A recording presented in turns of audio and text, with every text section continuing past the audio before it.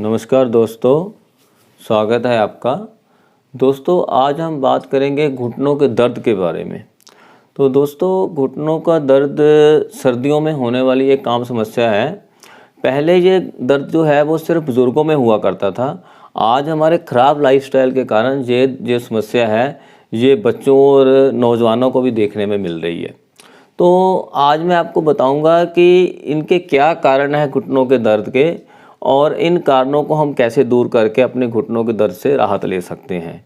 तो सबसे पहले विटामिन डी, विटामिन सी और कैल्शियम की कमी के कारण जो है वो घुटनों का दर्द होता है। उसके बाद मोटापा भी घुटनों के दर्द का एक बड़ा कारण है। उसके बाद हमारे शरीर में जब यूरिक एसिड बढ़ता है तब भी हमारे घुटनों में दर्द होना शुरू हो जाता है। और कई बार घुटनों में मांसपेशियों में जो है वो खून संचार की पूरी मात्रा जो है वो नहीं होती है, पूरा जो सर्कल है वो नहीं होता है, उसके कारण भी घुटनों का दर्द होता है। और कई बार बढ़ती उम्र में तो ये होना एक आम बात है, और कई बार चोट लगने के कारण भी हमारे घुटनों में दर्द जो है वो दर्द हो सकता है। तो उसके बाद जब हम विटामिन डी, विटामिन सी और कैल्शियम की अगर बात करें तो विटामिन डी की कमी पूरी करने के लिए हमें कोई ज़्यादा टैबलेट्स खाने की ज़रूरत नहीं है। ये कमी हम सूर्य की रोशनी से, सूर्य की गर्मी से भी प्राप्त कर सकते हैं। आपको करना क्या है, रोज़ 20 मिनट के लिए आपको धूप में रहना है, धूप को सेकना है। जो सूरज की जो पहली धूप आती है, दिन में ये धूप सेकने का कोई फ़ायदा नहीं है।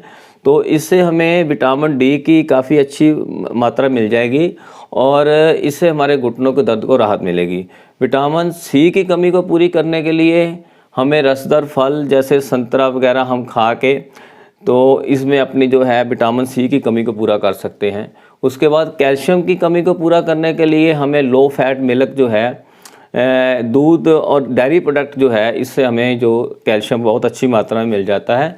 उसके बाद जोड़ों के अंदर ग्रीस का ख़त्म होना, यानी कि चिकनाहट का कम होना, इसके लिए हमें जो बाज़ार से पेन ऑयल्स मिलते हैं इसकी हमें घुटनों की मालिश करनी होगी।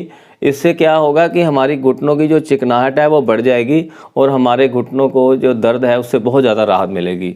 और उसके बाद मोटापा जो है ये भी घुटनों के दर्द का एक बहुत बड़ा कारण है, क्योंकि पूरे शरीर का जो भार है वो घुटनों और पैरों पे पड़ता है। जब हमारे शरीर में मोटापा बढ़ना शुरू हो जाता है तो हमारे घुटनों में दर्द होना शुरू हो जाता है। थोड़ा सा हम चलते हैं तभी हमारा घुटनों का जो दर्द है वो ज़्यादा शुरू हो जाता है।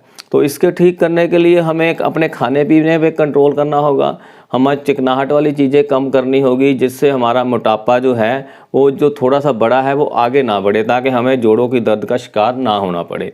उसके बाद यूरिक एसिड का स्तर जब बढ़ जाता है तो घुटनों का दर्द होता है। तो यूरिक एसिड के स्तर को हमें सामान्य रखने के लिए हमें जंक फूड छोड़ना होगा, सोया मिल्क बहुत कम पीना है बल्कि छोड़ना ही होगा। उसके बाद कोल्ड ड्रिंक और तले हुए पदार्थ से हमें ख़ास तौर पर परहेज़ करना होगा।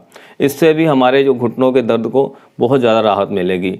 और कई बार घुटनों की मांसपेशियाँ जो है इसमें खून संचार की कमी आती है, उससे हमारे जो घुटने दर्द होते हैं। तो इसके लिए हमें थोड़ी सी घुटनों की एक्सरसाइज करनी होगी। हम बैठे रहते हैं तो हमें थोड़ा सा चलने की आदत डालनी होगी। और अगर जैसे कई लोग पलथी मार के बैठते हैं तो उन्हें पलथी मार कर नहीं बैठना होगा, क्योंकि उससे मेरे घुटनों को दर्द में ज़्यादा बढ़ जाता है।